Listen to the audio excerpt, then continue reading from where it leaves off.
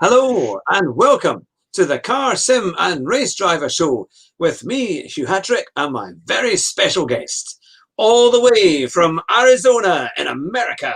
It is Keith Updike with the wonderful name of KeithWillOwnYou. How are you doing tonight, Keith? Doing great. How are you, Hugh? Very well indeed. I'm just thinking we've been all over the world. We've had people from Australia, from we've had Theo Amazon from France, who lives in London, and now we have Americans as well, which is great. So it's all about the sim racing community. So welcome aboard to the show. And on tonight's show, we're going to be interviewing you all about your sim racing career, how you all got started, what you like about it, your favourite things, what you can't stand about it, and what you would like to see in the future of sim racing. So welcome to all our viewers, whether you be on Facebook, on my Facebook page, on the Car Sim and Race Driver Show page, or watching live here on YouTube. It's great to have you with us, and feel free to ask as many questions as you like to Keith as well. And of course, we have got a very, very special prize to give away. That's right, because we smashed the record on Monday night. We didn't just get 100 subscribers, we got 118 subscribers by the time it was all done. So tonight we are going to be choosing one lucky subscriber. And here we have the prize. That wall tile could be on your wall of Ayrton Senna in his McLaren Honda with the number 1. So make sure you stay tuned to see if it might be you who'll be winning the show. And of course, I will figure out a way of letting Keith know, because Keith is going to announce who it's going to be. It's going to be good. That's a nice piece. That's cool. It's going to be good fun. And then we've got another, the one for 500 is even more. It's quite special too, I think. So that's the next thing. So then, Keith, I will stop the talking and ask you a question. So, how did it all begin with your starting doing racing games and things like that? So everything with sim racing and kind of racing in general came from started a long time ago. As far as first time was going to some NASCAR races, like some Truck Series races in Phoenix with my dad. He took me to a couple of those, so that was cool. When I was really young. But after that, I basically never really got into racing at all. But about, I don't know, maybe 8-9 years ago, a friend of mine had a steering wheel, had the Logitech GT. It was the one specifically made for PlayStation, I believe, and Gran Turismo. So he had that in Gran Turismo 5. And at that point, I basically knew nothing about actually racing, just besides general knowledge. So he started to show me that, and I was terrible. I'm just crashing the walls, do everything, didn't know what I was doing. And he's been into cars for a long time. His name is Chase, good friend of mine. So he got me into that. And from there, it was just a slow progression of using the controller, buying a wheel, using the desk, to finally getting like the play seat that I got here, the play seat challenge. And that has been like a completely different setup, having a wheel with a seat to just completely change how I drive, because switching from the wheel to the controller was incredible, or from the controller to the wheel. It was just like such a huge difference. But it was pretty much for me just Gran Turismo. I've played in the last couple of years, played things like Project Cars 1 and 2, but it's mainly been Gran Turismo 5, 6, and then Gran Turismo Sport. It was always just kind of totally for fun, and it still is obviously totally for fun. But in the last few months, I tried to actually focus on getting better, not just having fun and racing. So the last few months I've tried to improve, and it's been pretty fun getting to know a bunch of people that are on the sim racing community, and it's just been really cool. Yeah. Isn't it funny though, how so many of us who have played Gran Turismo Sport, we start playing it for fun, and we've probably played most of the versions that have been out, looking forward to GT7 eventually when the PS5 comes out and things like that. And we play it for fun, and then eventually we want to get better, isn't it? I mean, ultimately, we always want to try and get better. So then that's the thing, you update your machinery and get better equipment to try and get you more of an experience. And how have you found that's gone? So now you've got the steering wheel or the new seat and things like that. How has that gone for you? It's been like night and day. So with a controller, you can obviously do pretty well, but the little feel of it, obviously it's still a far cry from real life racing, but on a sim, when you have that wheel and the pedal set, you can kind of like, you can modulate the throttle. You don't have to slam it or pull the trigger just all the way or none. It's really hard to get those little things in. And I noticed with sim racing, from the big differences to me are qualifying. I can qualify fast on a controller really well, but consistently throughout a race, I'm way faster with a steering wheel. Yeah, yeah. That's the big difference that I found. Yeah, I think the thing is, I remember watching a video from Super GT, and he said that you can go really fast on the pad and do quite well, but it's, if you're doing the long races, it's the tire wear, because you don't get the same control. So you go through your tires faster. So although there are great time trial records using the controller, it's the steering that allows you to, having the pedals and steering wheel makes it so much better in terms of having a better chance to be competitive throughout the whole race. Yeah, and having the steering wheel has just been, it's so much different. I've had before, I bought the G29, ended up selling it after a while, and my wife and my dad actually built, just out of some 2x4s and things, a little racing cockpit with someone's, I got at a garage sale, an old bucket seat, and built that, and it was so cool, but it was just this big wooden box. But even if you don't want to buy a set and all that, you can build some pretty easy stuff out of easy materials you can find, for sure. So if you're a DIY engineer, you can do it yourself and see what happens, isn't it? I think that's the great thing about the PlayStation Challenge. It literally is about 150 quid. Certainly in UK money, it's pretty good going, and it's a great way to have your race, because you can put your steering wheel straight on it, and it gives you a decent feel. I mean, I've got a question the other day from one of the guys in the Playseat forum, was saying, do you get a bit of flex on it? And you do a little bit if you push it the wrong way, or if you put a bit too much pressure on it. But if you're light enough, it's okay. When my son, who's 6, had to go, and you keep pulling the steering wheel down, and then it almost ended up in his lap.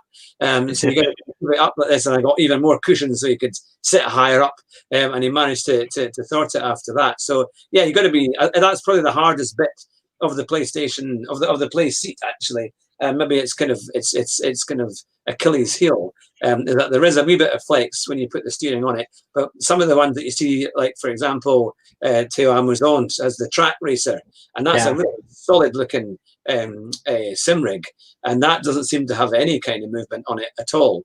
Although it does, because I was watching a racing last night, doing the female sim grid, and the big race that she did at I think it was Megano or Misano, I think it was, and it was creaking all the time, and it sounded like WD-40 was required to weird. all out, that.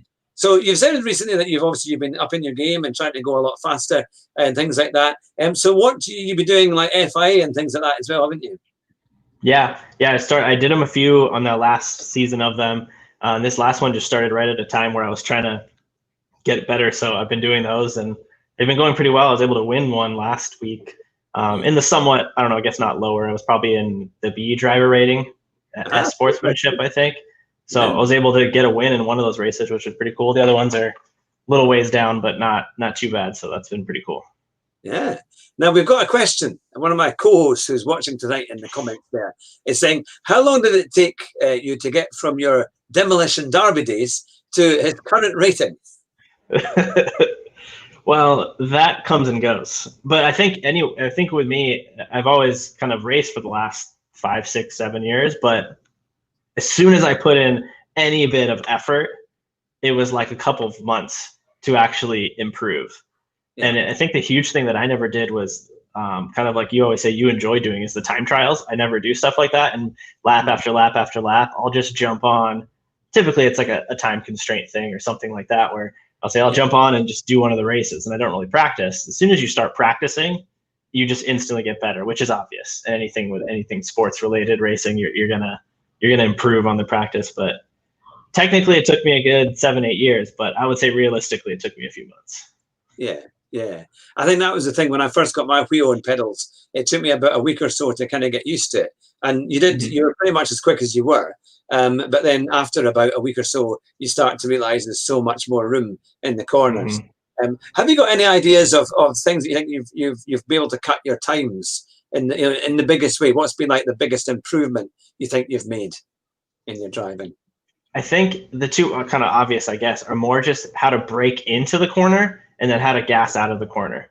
So I know that it's obvious you want to brake hard in the beginning and then slowly gas out. But I think the putting where to put the wheel as you gas to get the speed up quick, those are the two things I think that I've worked on, which is so much harder on a controller. Obviously, you're just kind of doing this, but on a wheel, you're able to just slightly pull it and make those changes, which is increment. You make such bigger changes with that. Yeah, so that's what they always say, isn't it? It's when you can accelerate out, and you should be able to accelerate out and not back off. Because if you do that, you're not really, it's not the right point. You've accelerated too early. I remember Jackie Stewart doing that with James May on Top Gear many years back.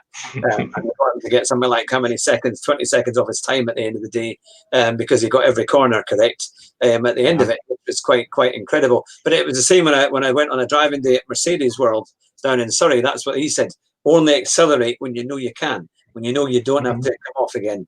And that was in a Mercedes C43 AMG, which was a great car, to be fair. And it worked. And I've said it to a few people. It actually seemed easier to drive that in real life than on GT Sport. Because if it was on GT Sport, you'd be understeering everywhere, and it would be all over the place with the weight and the balance. But in real life, the car just turned in and did extremely. It was quite easy, to be fair. And you can feel it. I've never driven a race or even just really raced in real life, so I'm sure that feel has to, although it's more difficult, I imagine that also helps you so much because you can actually feel how to make those turns and everything. I mean, this was on a wee test track, just on a kind of like a kind of time trial in effect. So you did have cars on the track that you had to watch out for, but they were teaching you how to go a bit faster and how to make more of it. And the chap, it was James Fletchley, who was alongside me, and he's in the European GT Championship. So he was really good to have because he knows what he's doing, and the thing is, he kept telling you faster, faster, faster, and that's great because if you're on a driving day and you're being told keep going faster, that's kind of what you want to hear, rather than somebody slapping your wrist and telling you to slow down. Pull over. And that was the thing. But no, so it's great fun. Now, obviously, you've got your own channel. Would you like to tell us more about what your channel is like and what you've been doing with it? Yeah, obviously since the last this whole year pretty much I've been at home obviously more. So I was just kind of hanging out at home driving and thought, obviously I just noticed the PlayStation has the ability to live stream to it. So I just started with that, just to upload some stuff. I think it was in May or June that I kind of said, okay, I'm gonna spend like 30 days and just kind of race maybe once a day and actually try to get better and see where I'm at after those 30 days. And that just kind of transitioned into editing more videos. I've always loved to film and edit stuff. So I've always done that since I was a teenager. So it just slowly kind of rolled into that. And I'm just trying to make like just fun content for people to watch and enjoy because it's so much fun. I mean, I try to throw some tips in there, but I'm not the smartest or the best driver out there. So I try to throw in tips when I can, mostly just try to show some fun stuff that I'm already doing while racing and playing online. Yeah. No, that's really good, isn't it? And what's your channel name so that we can send you? I have put it in the description. Is it because some of these funny they have lots of different? Yeah, mine is just KeithWillOwnYou. It was a silly thing I had when I was a young kid, and I've just kind of kept it since then. So it's just KeithWillOwnYou, all one word. That's a very good one, I have to say. I have put the description, the link in the description, so it should be there before. So for all our viewers there, make sure you go over to Keith's channel and hit that subscribe button as well. So I think it's about time that we did our competition. But now, give me a wee second here, and I will quickly. To be fair, I know I said before that I was struggling as to how to pick a winner, but I had actually picked a winner beforehand. So if you've got access to your email there so that we don't give it out before it should be, I will email it to you. All right. It will just come through in a wee second. There we go. That is on its way to you now. There we go. That's it there. So hopefully. Winner of the Senna wall tile. Mm-hmm. It has come through now. That one there. Has it come through to your email? There it goes. I have the winner. The winner is. The winner is, if I pronounce this correctly, Chirality. Hey, yes, that was the one. I've seen him in the comments as well before too. It is indeed. It is indeed. I'll put this in a comment here too, so we can. So Chirality, if you're watching tonight, and I hope you are,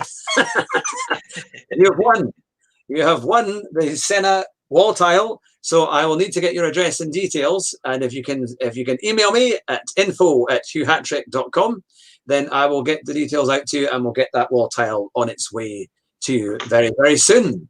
That's awesome. So that's a very cool giveaway.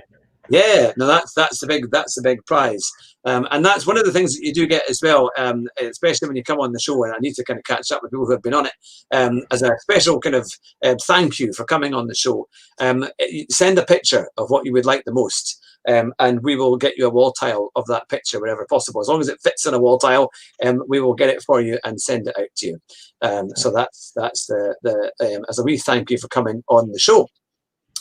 Now, what would be your goal for sim racing in the future? What's kind of where you think you're heading?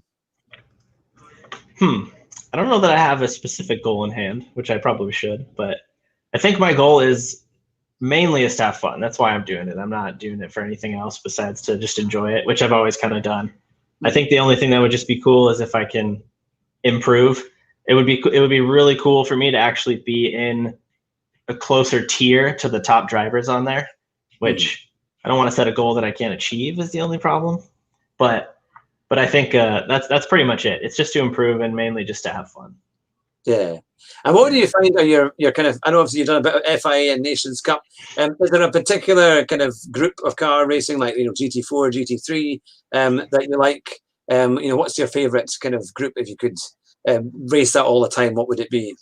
It's probably just the GR3 cars, just because they're the most commonly driven ones, so they're the ones I have the most experience with. Other than that, it would be a form of like a open seater, like a Formula One type car. Yeah. Those are so much fun. That with having that much downforce and just being able to fly 200 miles an hour into a corner and just slam on the brakes and go, those are very fun to drive for sure. Yeah, and they do, to be fair, they do have them on GT Sport, but they don't tend to bring it along very often. I mean, I'd love, for example, if they could put that on. I know they don't have Silverstone, but they've got plenty of other tracks. If they could do that as a kind of race A, I could imagine. Right. They've got the Mercedes, don't they? The Mercedes FW or W1 or whatever it was from a few years back. And it's kind of crazy to drive with all its kind of turbos and DRS and all sorts of things. But I think that would be a great daily race. If that was like a daily race A, 4 laps around Suzuka or something like that. That'd be really cool. Yeah, and trying, because I mean, at least there's enough room to overtake on things like that, which is quite good fun. Because sometimes we do Suzuka East, which is not very easy to overtake on. But I do like.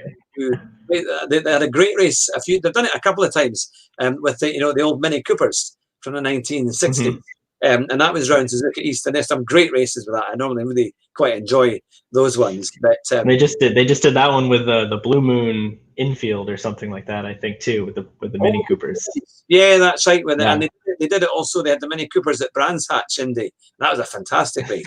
Sometimes those slower cars are really fun to drive too. I'd have to add that into my list of cars I enjoy driving. You have that slow where every little thing you do has a monumental impact. Some of the faster cars you can make it up, but those ones you can't make it up. You can't make errors or you're falling behind. No, that's the thing. So you've been playing a bit as well in the daily races this week. And have you? I think was it the Nordschleifer or did you do the Tokyo Expressway? Or Bathurst. I think I did one of the Tokyo Expressways, and it went about as Gran Turismo Sport as it can. Just get hit a bunch and just keep trying to survive. Get slammed into a wall, and I don't remember where I finished, but it was still a fun race. That's the whole thing with GT Sport. It's been difficult with the penalties, but it's still fun. But it presents a challenge when you have to deal with such strange penalties. Yeah, I'm sure for a lot of our viewers as well this week. Is that there's been so many videos done on how bad people have gotten on with these penalties, isn't they? I mean, they touch anybody or anything happens, somebody spins off and then just happens to touch them and they get the penalty. I mean, it just seems to be as difficult. I've been really quite fortunate in my racing this week. I've not had too many issues. I did get rammed by one person and then they got a penalty and then they rammed into me and I got a penalty. So it seems to be the opposite effect of what's going on in the most part, but the odd time they get it right. But yeah, I have to hope with Gran Turismo, they're just again testing. That's what I've kind of heard is they're testing to get an idea for how to really implement it in the next game. I hope that's this case, but it's still fun either way. But it's definitely a challenge when someone goes off track, flies on the track, and hit you, and you get a 4-second penalty. yeah, I know it's kind of the algorithms in that have definitely got a bit of work to be done. That now my co-host has asked a question and said they should do a daily race of 1980s Formula One cars of the turbo era, and then he said 1,000 horsepower and then make it in the wet. Now that would be perfect. that would be quite a thing, and I wonder what track would be suitable for that. I'd finish in last place in just about every one of them. Yeah. If I play like F1 2020 or something in the wet, I can sometimes do decent, but it's so hard to drive in the wet. It's crazy. Yeah, because you've got the spray and everything like that as well. Yeah. Here comes one of my other co-hosts, Andrew, saying he's just popping in now. Andrew, you've missed the prize giving. Serality has won the Senna picture, and we're going to be getting in touch with him and getting that out over to Serality very, very soon. But no, it's quite a thing. Now, do you follow a lot of motorsport as well out with gaming? And that you have a kind of like for motorsport as well out with gaming. Yeah, you're saying outside of gaming? Mm. Yeah, pretty much just Formula One and IndyCar. Pretty much the only two that I really follow. I always try to watch like the endurance races, but I usually just try to catch either highlights or something like that for those. But F1 and IndyCar, I try to watch a lot. Yeah. And how do you find, obviously being in America, IndyCar is huge. Do you think it compares quite well with Formula One and the kind of coverage that you get and the excitement that it can deliver? Yeah, I like the quality of the broadcasts are always pretty good. I mean, F1's, I think it's just unmatched, but IndyCar is really good, everything that they do. And I think the one struggle that I have watching IndyCar is, and it's really just a lack of really understanding, but the team setups, I love the simplicity of Formula One. You have 20 drivers, 10 teams, 2 to a team. It's like super simplified. In IndyCar, there's all sorts of teams, and then there's teams that only race for certain races, and then certain drivers come in, and it gets complicated and obviously simple, but I like the simplicity of Formula One when it comes to that. Yeah, I mean, it is amazing watching a pit stop and seeing all these guys come out, and especially the double stack, and then and they still have that much time, and it's like just over 2 seconds, I think is the record, was out in the Red Bull. They did an incredible pit stop. I think it's like 1.8 or something like that. I mean, if I remember correctly, it's crazy. Yeah, I mean, it is amazing. And I have to say, even last year, the racing in F1 has been incredibly close, with a few exceptions. I think last year, maybe in France, it wasn't a great race, but pretty much most of the other races were good. And I think this year has been okay. I mean, I think Hamilton is pretty much running away with it. It's going to be hard, I think, to stop him. The Mercedes are just so much better. But I wonder did you hear the news today that the Williams team has been sold, and this is going to be their last ever race with the Williams family actually being in charge? What do you think? That's wild. That's a pretty big change. Was it mid 70s or something like that they started? Is that correct? Yeah, started it. Yeah. That's a pretty long time. Yeah. No, it kind of makes sense. I think if they're nearing the end of their run and they had a great time doing it the whole time, and it was always a family thing. So I think it's nice to move on and enjoy the spoils of what they've done. Really, the people who have bought it is actually a family, but they own it's through some corporation, but the family pulls the strings. So it's just another family that have bought it. I suppose that Williams team got to such a point where can they come back from where they are? And I think sometimes you just need a completely new set of principles, right? New set of people to kind of carry that out and take it in a new direction to see how it goes, And it's a pity because it must be soul destroying for the Williams team and the families as well who have been in charge for so long. But it was a massive role for Claire Williams to take over. And I think she's tried to do her best, but it just shows you how hard it is. And when you lose title sponsors and things like that, it's very, very hard to get that back. And our co-host has said Claire Williams couldn't run a bath. let alone another one. But my two other co-hosts always have arguments between one likes Williams and one doesn't. So there's Yeah. an ongoing rift between them. But no, it's quite exciting, and obviously, so you get to see F1 in America. What's the coverage like over there? Is it done by Sky or is it a kind of local? It's on ESPN, but it's done through Sky, so they just take their broadcast and just re-air it basically. Yeah, but I have to wake up at least 6 a.m. for a lot of the races. Sometimes like 5 a.m. They're pretty early over here. I'm on the West Coast too. Yeah. It used to be 1 o'clock, wasn't it? That was the thing, and now it's 2 o'clock, so you get a wee bit extra sleep.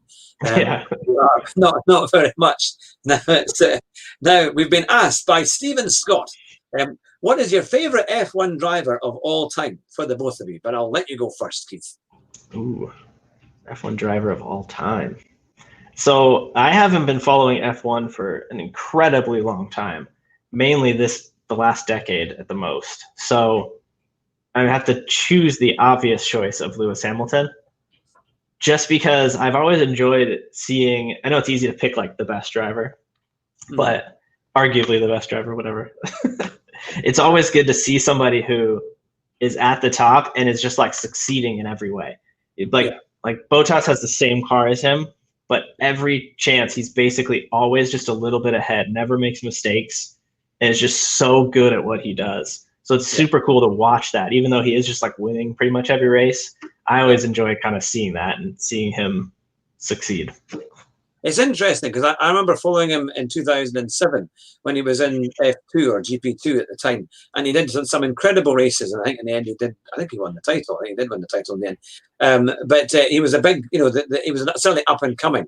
But he was almost. I think he almost got the drive from McLaren or one of the teams before 2008. Oh no, sorry, before 2006. Sorry, it was 2006. He was in GP2, and his first year was 2007. But they were going to bring him in early, the last few races of 2006, but they couldn't quite get the contract sorted out. I think it was in a practice session, but I'm not sure about anything else. And the thing is, at the time, as a Brit, we were really struggling for British drivers to do that. Well, we had Jenson Button, but he never quite managed to get the most out of his, the BAR Honda was not a great car. So we were kind of struggling. And then when we heard that Hamilton was coming, and really from the outgo, his first race in Melbourne in 2007, where I think he went up 2 places and on the first corner, and then it ended up finishing second to his teammates Alonso, we thought, wow, we've got somebody here who can do something, and I think he's deserved it. And he did some incredible races. I remember it was at 2008 or 2007 when he raced in Fuji in the wet, and that was if you haven't seen it, go onto YouTube and watch this race, because you'll get the highlights on it. And it was the most horrific conditions you've ever seen. The first 20 laps was done with the safety car, and eventually they let the cars go, and you couldn't see anything. It was just mist and rain and everything. People crashed off. Alonso crashed off. Weber was hit by Vettel, because at that time I think Weber was in the Red Bull. Vettel was in the Red Bull Junior, or the Toro Rosso, and went in the back of them. People were crashing off. Somebody collided with Hamilton. I think it was the Polish guy. What's his name? The one who just finished. That will come to me. I'm blanking. Robert Kubica. I'm sure they clashed, and then so they ran, but Hamilton was able to get going again, and he ended up winning that race. Sorry for giving the spoilers for anyone who hadn't seen it. But I always remember Martin Brundle, who was doing the commentary, and he said Hamilton deserves to win the title in 2007 based on that race alone. If he wins the title on that race alone, that was worth it, because they couldn't see what was happening. They were doing it totally with their ears and their vision. That was the thing. Vision to see what was going on, and those are the races that I think make Formula One really, really special. And of course, like Germany, was it Germany last year was like that? Oh, was that now? Yeah, maybe it wasn't that much rain, but it was constant rain and slippery, and so many people crashed. That was a super fun race. I think Verstappen won pitting like 6 times or something like that. Yeah, no, it was crazy. And the year before, when Hamilton won there, was it 12th on the grid or 14th on the grid, because they had a terrible qualifying, and that's when Vettel crashed off towards the end of the race. Mm-hmm. And I think that was the beginning of Vettel's crashes. Yes, that was the beginning of the end. I think of that. In it was kind of, it must have been really hard because that's his home race, and you go off like that, you know. But no. So there's definitely, I have a lot of time for Hamilton and the way that he's doing it. It would just be nice to see a bit more challenge and a few more people getting near him, especially like Verstappen, because they're the only ones that really have been able to challenge Mercedes and things like that. Right. Now here is another question. We have it from Jonathan saying, so there have been some amazing races in Phoenix. Is that near Keith? And do they still race IndyCars on that street circuit? Yeah, that's where basically I am. It's the track, the Phoenix International Raceway. I think the name changed actually. Is just like half hour away from me. But they don't still do Indy here. They do NASCAR, but that's it. Yeah. Now, talking of Phoenix, I think it was Phoenix, Arizona. Now, where was the one? I'm trying to think where it was that Jean Alesi had his big racing debut in Formula One. Because it could have been. Was it Phoenix? I think it was Phoenix, and he took on Senna. And again, that's another incredible classic to watch. Yeah, I don't remember the years. It was in downtown Phoenix. They did certain races, but only for a couple of years. Yeah, and it's an incredible race because Alesi, this new boy, you know, I think he gets second on the grid or something like that. Third, I think, and I think Senna's on pole, or maybe it was the other way around. Maybe Alesi was on pole, and of course Senna's challenging him, and Senna overtakes him, and but Alesi overtakes him back. And all of a sudden, nobody thought, oh, hang on a minute, this newbie's trying to, challenge the world champion. It was, and it was an incredible race from that point on. And one of the people I'm trying to get on the show, would you believe, is Jean Alesi himself. The driver who drove for Ferrari and Tyrrell and Sauber and Prost.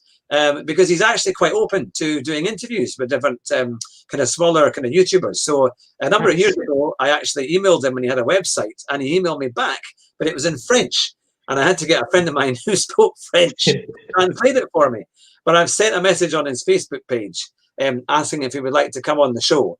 And that would be, it would be incredible. So let's hope and pray that he says yes, because if he does, that would be an amazing interview to have John Alesi with that incredible career and the passion. He's very good in the wet, and of course he had that incredible win in Canada way back in 1995, which was, if you've never seen it, watch that on YouTube. He's literally crying on his slowdown lap when he wins the race. And he can't see anything, because it's right. And the whole thing. But a really emotional driver, the French Sicilian.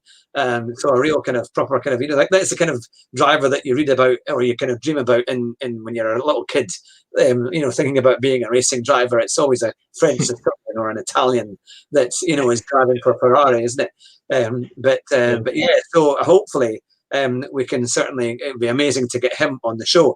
And Andrew Marr has said we can ask him about his wine. That's right. I think he's got a vineyard, isn't he, over in France somewhere. And recently he had to sell his Ferrari F40 to pay for his son's career, because I think it's Giuliano Alesi, who is his son, who's in F2, I think, at the moment. Yeah. So yeah, not a bad trade-off. Yeah, trade car for a career. Yeah, pretty good. And an F40 is a pretty rare machine and a pretty nice car to be able to get rid of. But so that would be the thing. Now, I've been asked, how hot is it in Arizona at the moment? Well, I have Fahrenheit, not Celsius, but it's at least about 100 probably right now. I think the high is about 100 degrees today. It gets up to 115. I think in Arizona, we broke the record for most 115 days in a year and the most 110 degree days in a year this year. So it's been a good one. Yeah. No, that's the thing. Now, going back to sim racing, as we've digressed quite a bit, but I think we've been allowed to digress a bit. What would be your ideal kind of sim racing rig? What would be your dream equipment that you would like to get? Ooh. I don't think I would want one of the motion simulators. I don't think I'd want that. It seems too much. It's too much going on I'd rather at that point go race in real life. So to me, it's just I don't know. I'd love to get one of those, the direct drive wheels, like the Fanatec's. Yeah. But just the good setup. And I do love the 3 curved monitors that I see often. Having 3 curved monitors where the monitor is about right here on the ends. Yeah. Yeah. That's pretty much it. I don't need a lot, but I guess that's a lot. Yeah. But that'd be pretty ideal. Yeah, I mean the equipment now that you can get is phenomenal. I saw that there's a big. I know it's nowhere near where you are in terms of America, but in Miami and Florida, they've got a huge simulator center. I think they make the sim rigs as well, but they've got this incredible sim rig center in Miami, and you can go in and race all the games that they have on it, and these big screens, and it's very modern. It looks like something out of a Bond film. You know, it's kind of not quite marble floors, but it's all very, very smartly done. And these kind of places are beginning to spring up now across the globe. I saw a news article for one, randomly gave me a news article on my phone for one somewhere in the Midwest, like Tennessee or something like that. Someone else was creating a kind of a big lab where you could come in and just do some sim racing. So yeah, that'd be cool to do. It's getting a lot more popular. And I mean, in terms of YouTubers, who do you follow? Who are your kind of favorites on YouTube? So the main person that I've watched for at least a few years now he mainly does F1. He is a lot different now. Is Tiamat Marduk, if I say that name correctly. Yeah. Benjamin Daly's from Australia, and I think he lives in England now, if I remember correctly. But his is the one I've always watched. His F1 career modes. He's always been super fun to watch. And then in the last maybe year or two, it's been like Super GT, and then a couple of other guys. But it's mainly been those 2 that I've watched a lot of. And then I always just browse YouTube and catch other people's videos. Been able to watch a lot of their stuff too, but those are the 2 main people I think that I've watched a lot of over the years. It's funny, a lot of people obviously we've got many guys over from Rory's channel, and we welcome them as well and thank them very much for subscribing, because as of Monday we got even more. We hit that 118 amount, which is absolutely brilliant, and let's see if we can get some more subscriptions tonight and hit those like buttons whenever you can. But it's funny, you have your kind of favorites on YouTube, isn't it? And Super GT is great for his fun, his sense of humor as he does his commentary is great. For watching his videos, and you can learn a lot through them. I do miss him doing his live streams, I have to say, because I used to watch his live streams quite often. They were a definite thing on a Tuesday night. He would always put time aside to kind of watch to see what he was doing, and hopefully he'll come back and do a bit more. And his karting videos, to be fair, have been quite good as well. I like his. He just did one like last week, and I forget what it was, but he started in 23rd, and it was just like 22nd, 21st, 20th, and he ended up winning. Yeah, it was really good. Well. Yeah, really, really well. So no, they've been really good. But obviously we like Rory's channel as well. Rory's excellent. Yeah. I think his driving ethics are fantastic. And you can really learn an awful lot. And I know that Jonathan was asking him questions and took his advice and has gone up quite a bit in his rating on Gran Turismo. So we have a lot to thank Rory there for as well. Have you been watching things like the Sim Grid with David Perel?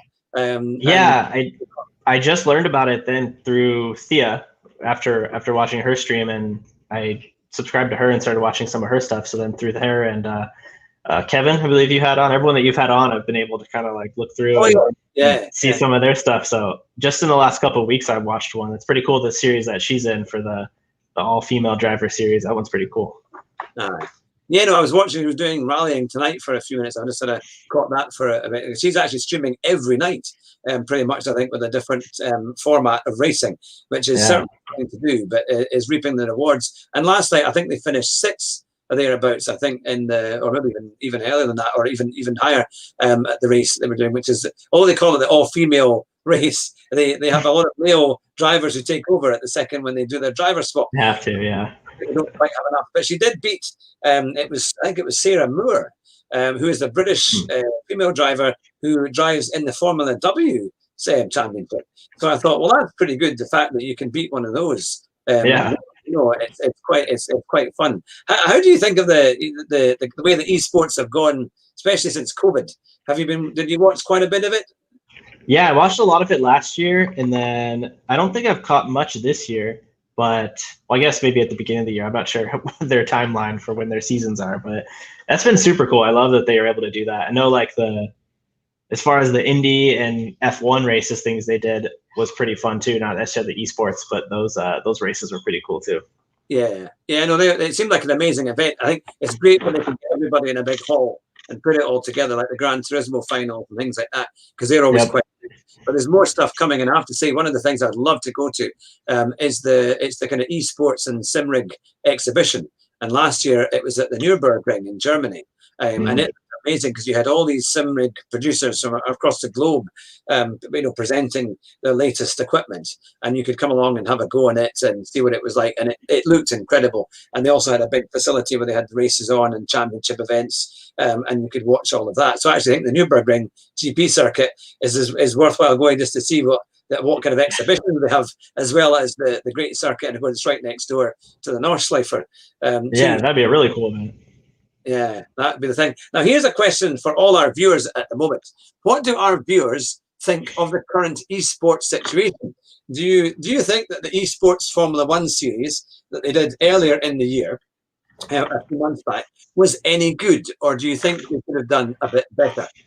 Certainly if you'd seen some of our earlier videos with Andrew Marr and Jonathan, you would have seen that we weren't massively impressed with some of them, but we would love to hear what you guys think who are watching tonight, because it was interesting. We thought that because they didn't have the damage on in Formula One, that really took away from the driving, because they were just ramming each other and spinning off and ghosting out, and it didn't seem to make any difference. Now, of course, you were saying your favourites, Tiarmaduk, he got into some of those races, and he did quite well. He did pretty well overall. He did really good. He's got some experience there for sure playing F1 games. But he's really fast. I think he won a couple things. He was in a couple of those head-to-head battles, and he did pretty good. Yeah, I think the best one that they did was the Brazilian Grand Prix. That was the one when it was Alex Albon and George Russell. And they did it. They had a fantastic battle. And it was quite a clean race as well. And that was really good to watch, because we did commentary on our Podbean channel on that. So we watched the race live and we commentated on it. And that went really well, to be fair. But we felt that other races were just not quite as good as it could have been. The difference between the Sky production, or in terms of the Sky commentary, and the esports commentary, which did not very good. Especially in comparison to the way IndyCar did it. IndyCar did it so well. Aye. But because IndyCar is extremely good. The coverage you get, it almost looked real when you saw it on TV. It was very, very, very, very good indeed. I think Lando Norris, he did a few races as well.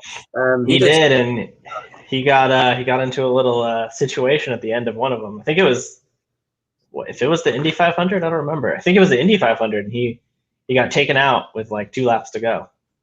Yeah, that's right. Somebody hit him, didn't they? Yeah, and they did it probably on purpose too. Yeah, it was a little. Yeah, there's a lot of controversy in all of that.